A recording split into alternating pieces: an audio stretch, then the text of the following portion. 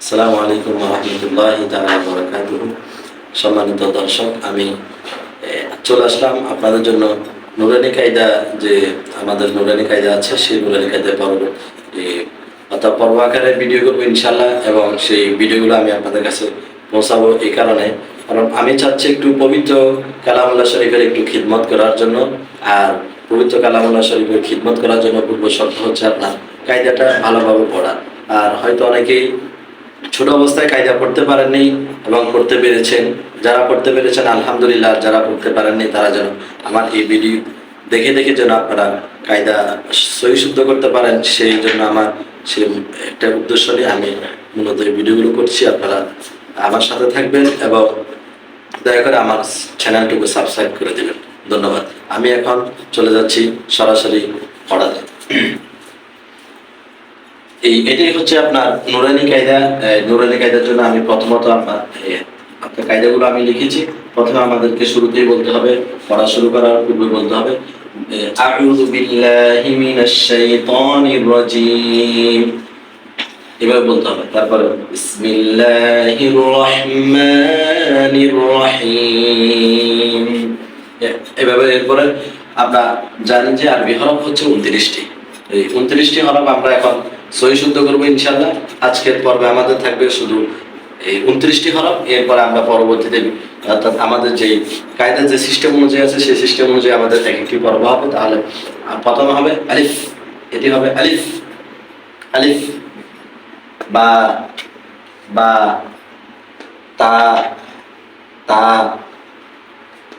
সা সা জিম হা হা খ খ দাল দাল দাল দাল রা রা জা জা জা সিন সিন শিন শিন صاد صاد ضاد ضاد طا طا ضا ضا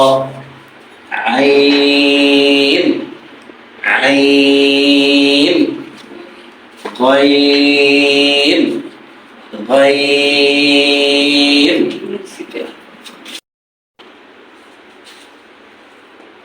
فا فا قاف قاف كاف كاف لام لام ميم ميم نون نون واو واو ها ها ها হামসা হামসা ইয়া।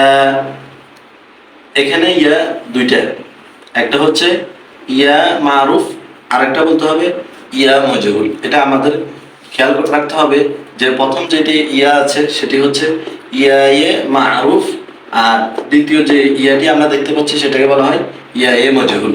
তাহলে আরবি হরফ যে 29টি ছিল 29টি ঠিক আছে, এবং ইয়া দুটি হয়েছে, অর্থাৎ ইয়া এ মারুফ ইয়া এ মজহুল, অর্থাৎ এটা থেকে হয়েছে।